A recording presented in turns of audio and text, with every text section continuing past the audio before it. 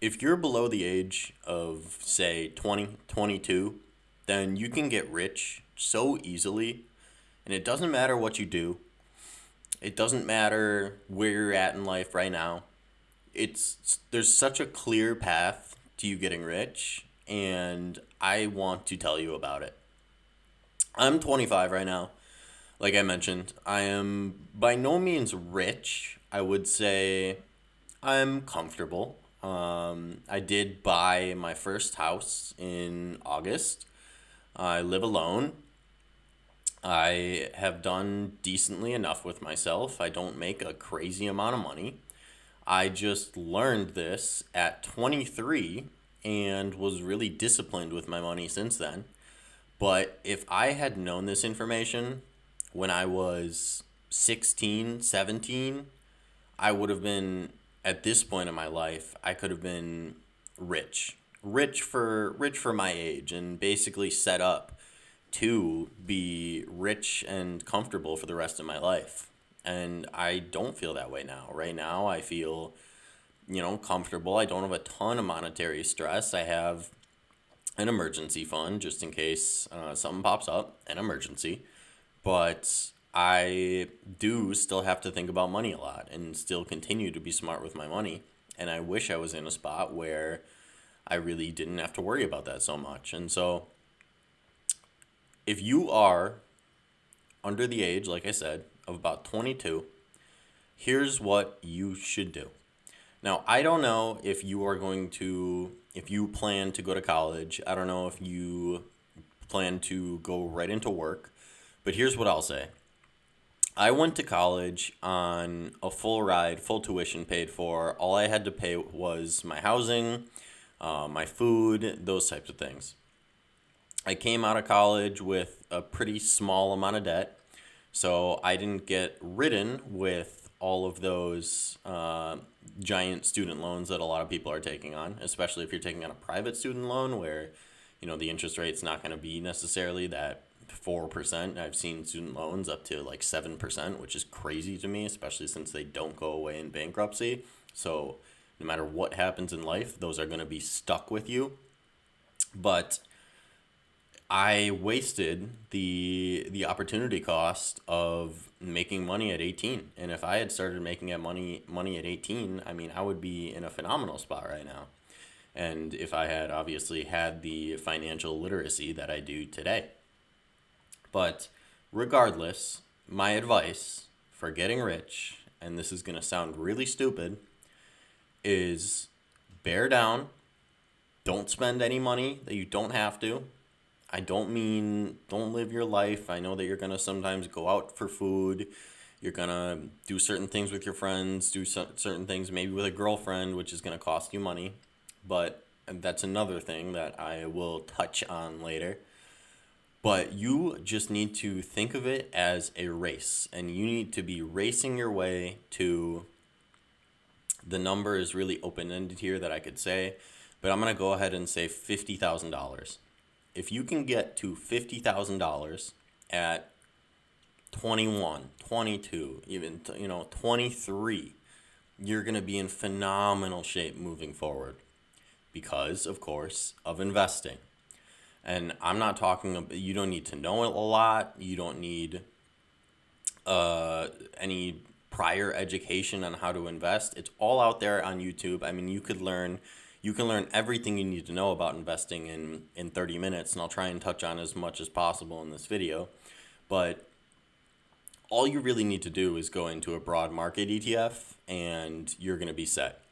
The rule of seven is that every 7 years your money doubles. So doing that math, if you every dollar that you put into an investment account when you are say 20 is going to turn into, based on average market returns, you're going to turn that into about $32 at the time of your retirement. So that means that if you put $100,000 into an investment account at 20 years old, if you can somehow do that, I know that that's a lofty goal. If you put 100K though in an investment account at 20, at the time of your retirement, you're going to have $3.2 million just sitting there. And then from there, all the money that you make, you can spend. Obviously, you don't necessarily want to. I think it would be better if you would continually deposit into the account, because every time you're going to sell some of your investments in order to pay off life expenses, you're going to be paying taxes on that. The short-term capital gains tax for anything you held less than a year is going to be 40% on those gains. And the long-term capital gains tax is still 20%, but there are also ways that you can maneuver around that and take loans based on your equity positions. But regardless, if you can get yourself to $100,000, $50,000 as soon as possible, you're going to put yourself in an amazing position moving forward. And that passive income is going to feel like a second job, not a second job, because like I said, you really don't need to pay any attention to it. You don't need to put any time into it. All you do is you buy it and you let it sit there for forever. Don't touch it. Bad idea. But it's going to be difficult. I'm not saying it isn't going to be difficult. I'm saying if you can live with your parents, if you can live with your parents as long as possible, that is an absolute blessing. And that has become totally normalized in especially American culture, but around the world has been normalized as well, where people are just not moving out until they're in their mid or late 20s.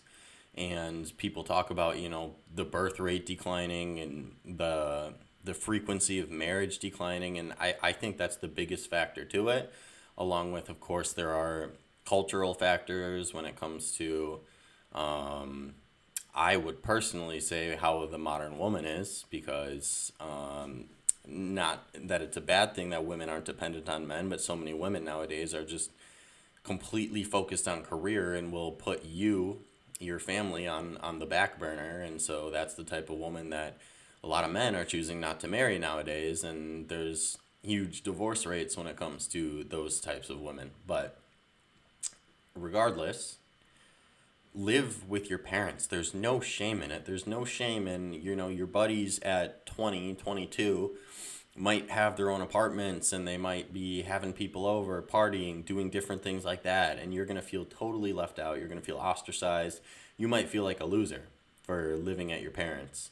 But it is a phenomenal way to set yourself up later in life. And you're going to have meals cooked for you. You're going to not have to worry about utilities. You don't have to worry about all kinds of things.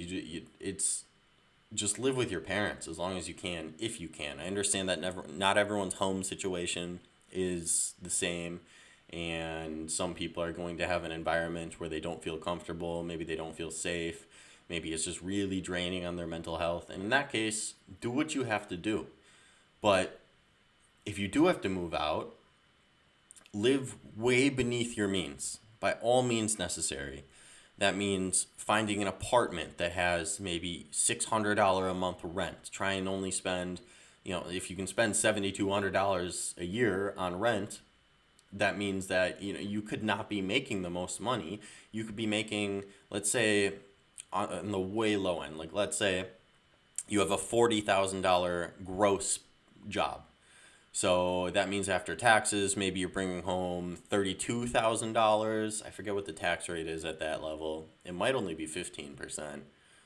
I'm just going with 20% as the assumption here. But let's say, okay, so you're netting $32,000 a year. $7,500 is going towards rent. So that means you got a little over $24K left. That you still got to pay for utilities if you're in an apartment. Let's say, trying to remember when I was in an apartment, it was probably, I don't know, maybe $150 per month. So let's say $1,500 is going towards utilities. That means you're still left with $23,000. Then you got to pay for your groceries. Let's say, you got to cook for yourself. That's another thing. I haven't mentioned that yet, but don't eat out. Don't go out to eat all the time. You would not believe, especially nowadays, because I remember when I was younger, when I was still in high school, which is crazy to think about because that means that was, less than a decade ago. But me and my buddies, we'd go out to McDonald's, for example, and we'd have the McDonald's app.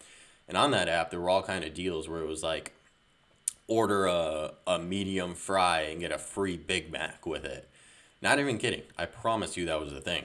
And so we would go to McDonald's and we would have full meals for like $1 each. And that's just not around nowadays. I've unfortunately gone to McDonald's probably 5 times in the last 6 months, and every single time I do get the same thing. I get a quarter pounder with cheese meal. It's pretty phenomenal, I won't lie. Low quality, of course, it's low quality compared to a lot of places, but it does taste good. But you're shelling over 11, $12 for that meal, and you can if you're cooking for yourself, your cost per meal is going to be $2, $3, or that's what it should be. And not that you would ever want to eat frozen pizza every meal, but you can get frozen pizzas for $3 a pop. So you can eat for a full day easily for the price of that one McDonald's meal that you're getting because you're lazy. So if you're cooking for yourself for a full month, I thoroughly believe that you can easily make it on a $300 budget. In fact, I think that that's giving you some cushion, because I can say myself that I've lived entire months spending $200 a month on groceries. And that isn't eating complete slop or anything like that. It's just cooking my own meals. And usually, I mean, the majority of that, and I'm on a diet in which I have gone from 145 pounds to 172 pounds in the past year. So it's not like I'm sitting here losing weight, scrounging, eating ramen only. I'm eating high protein meals. I'm just picking and choosing what I'm eating and making sure that I'm not getting anything extravagant. I'm just making sure that I get enough protein, that I'm eating healthy foods, and that I'm getting the nutrition that my body needs. And on top of that, I have a blender that I use to make little protein shakes with, and that's genuinely the most expensive part of my groceries, is getting all the stuff for the protein shakes, which is kind of ridiculous, but I mean that's fruit for you. That's protein powder. Protein powder, of course, is super expensive. So, and that's where a lot of that cost comes from. But okay, so let's assume you're spending $300 a month on groceries. That's 3,600 right there. You're still just under 20 grand.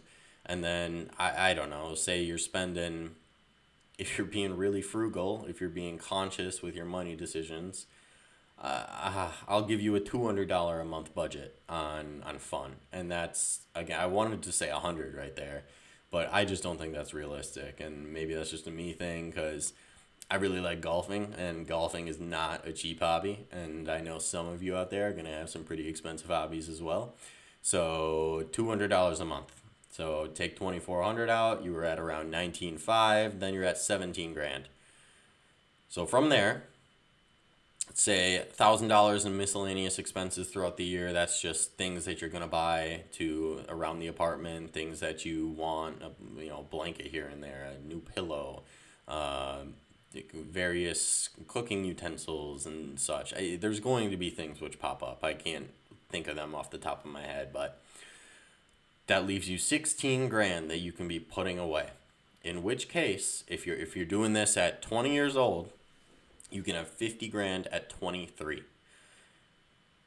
And that right there will set you up for success. And there are many places too where I'm sure most of you know that a lot of employers will do 401k programs where you have a 401k match, and you need to be taking advantage of as much of that match as possible. I want to say the maximum that they'll match for you, although I don't necessarily know if I have done that, because I believe I'm only putting away 5% of what I earn into my 401k, and I think my company might match more than that. I don't know, and I should know, but you put that money away. That money, like student loans, but on the good side, is protected in bankruptcy. So if anything does happen and you end up going bankrupt, that 401k stays with you. Nobody can touch it. So that's one huge benefit of that. But it's just another area where you're gonna see growth, and that's gonna work towards your retirement. And then a lot of the money that you put in other places, whether it be individual investing accounts, even technically a Roth IRA, which I should talk about.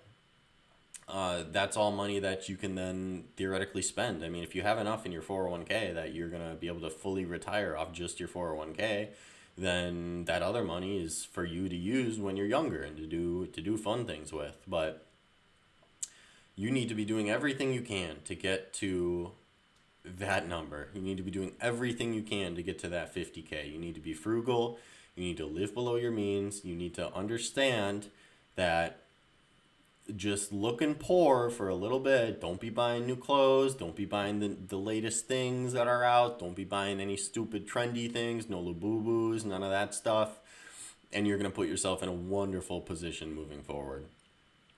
Now, one thing I talked about earlier that I do want to touch on one more time is girlfriends. And so this is a difficult subject for me to evaluate. I mentioned in a prior video, but in case anyone didn't watch that one, I started dating a girl right after I turned 16. We dated 2.5 years, and it was a really, really good relationship. She was really, really good to me. It only ended because I was young and kind of stupid. And I just broke up with her. That's all. That's what I mean when I say I'm stupid. I didn't like do anything stupid. It was just I wanted to see what else was out there, and the whole high school sweetheart thing wasn't enough for me. But girls are, I mean, when I look back at it now, if I'm looking back purely from a financial lens, it was a waste of money. I mean, I spent a lot of money on her. I'm not gonna lie.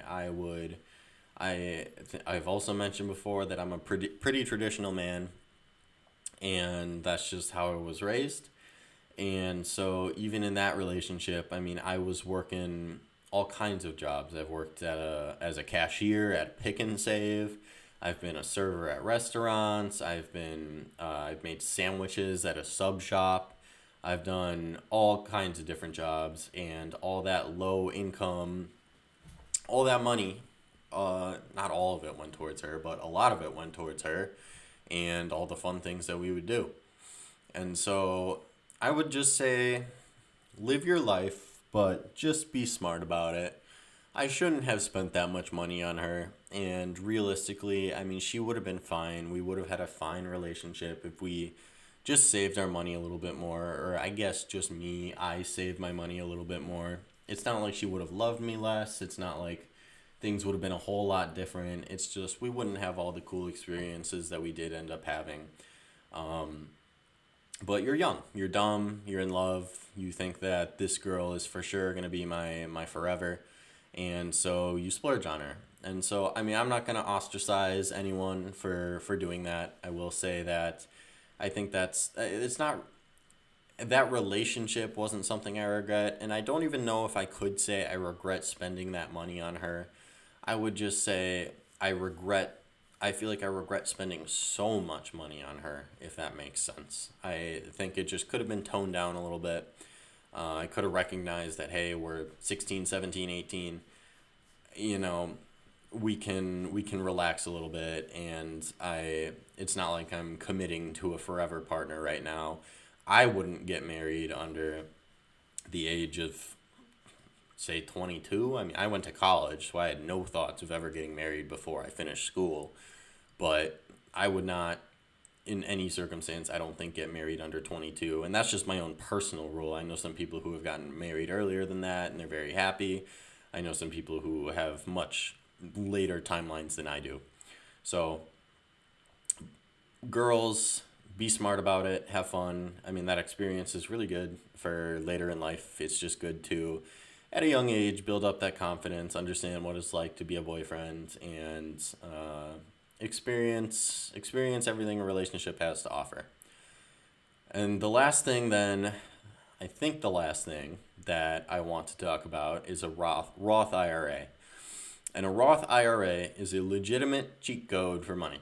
So you need to use it, you need to max it out every single year. So you open an account, they allow you to deposit $7,000 a year, or it might be 7,500. I don't know. I think they just upped the deposit limit, but I'm gonna use the old numbers. You're able to deposit 7,000 a year if you're under the age of like 55, and then if you're older than 55, you're able to deposit 1,000 more. But this money that you deposit it's after tax money that you're depositing. So again, like let's say you have that $40,000 job, you take home 32,000, well then 7,000 of that can go into your Roth IRA. And what that means then is that that's already taxed money, and all the gains from that account in particular are tax free because it is a retirement advantage account. And the other amazing thing about a Roth IRA is that at any time, with no penalty, contributions can be taken out and used for anything. So let's say you deposit that $7,000, you let it sit for a couple years, it turns into $10,000, and all of a sudden some big expense pops up and you're like, oh no, I have no money. What am I going to do? Well, you can take out that $7,000 out of your Roth IRA that you initially deposited in, and you can spend that on that expense without any penalty. The only thing you aren't allowed to touch is the gains. But all that means that you put 7,000 in, you took 7,000 out, so it's like you just kind of sat on the money for a couple of years, and then you just got delivered a free $3,000 in a tax advantaged account where all those gains are not going to be taxed. So, like I said, it's a savings account which is going to pay you back with the best interest possible. Again, using average market returns, let's say it's 8%, that you're getting 8% on your money per year in that Roth IRA. So absolutely, please. I mean, the first money that you put into investing should always go into that Roth IRA. There's no smarter way to use your money, and at a young age, just put it in, invest it, forget about it. But every year, I mean, really prioritize. If there's nothing else that you're taking away from this video, please just find a way to save $7,000 a year and put it into a Roth IRA. If that's all the money that you're going to put into investing other than say your 401k, that's a good year right there. That's a productive year, and that's going to put you in a great spot moving forward. But anyways, my point of this video is just take advantage of your youth. I know that it's hard to. I'm contradicting myself huge throughout this entire video because this is not what I did.